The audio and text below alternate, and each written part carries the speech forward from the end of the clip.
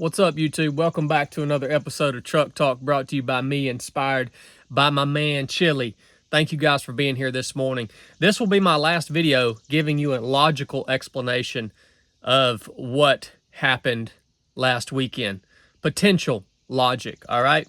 The rest of our conversation will be based around the conspiratorial angles that could have played into the events of last weekend. But I want to answer a big question that many of you guys have asked, and that is, how did a 20-year-old freaking dweeb slip past the Secret Service in order to get within 130 yards with a firearm and take a shot at Big Daddy Trump? How did that happen? How did he do that without having any help from the outside? And I'll tell you how he could have done that. He simply tried, and he did it. He simply tried.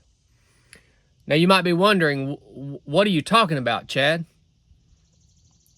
I'm going to tell you guys something here that I probably shouldn't be telling you, but I'm going to tell you.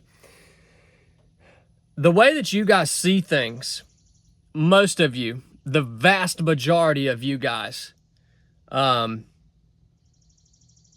you see things as if everything is like really put together well and wired tight, because you've never seen things from the inside.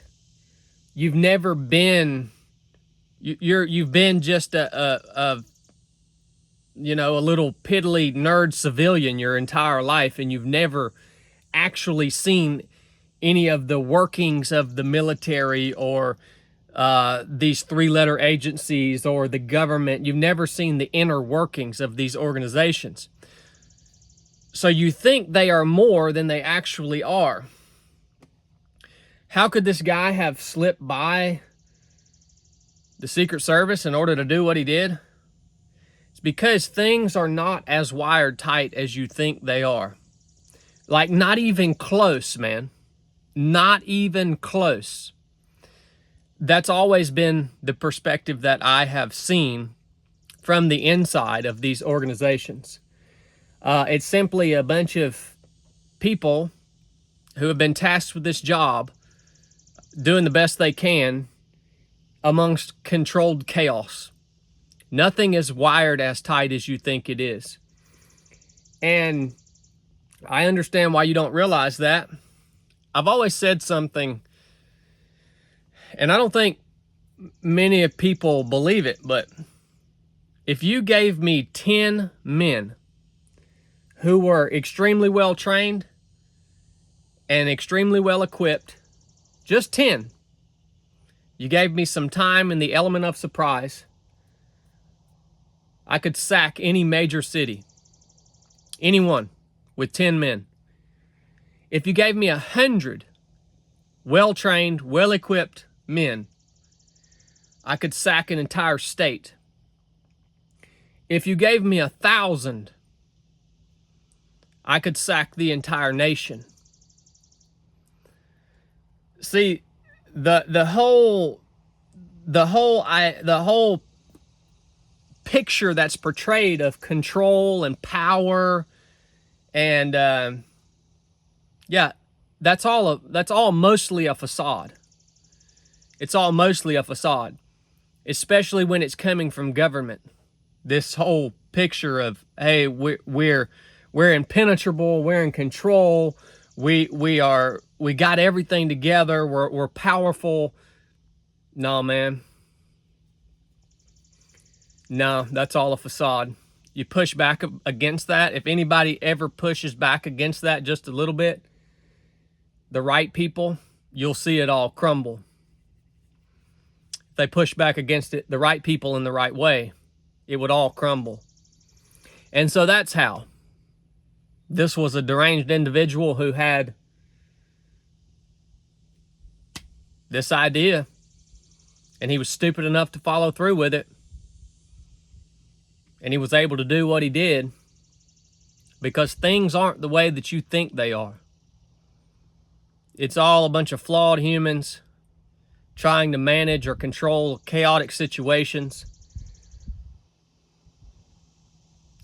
And so that's just a little bit of a perspective from you guys, or for you guys, from someone who has seen the interworkings of things from the inside.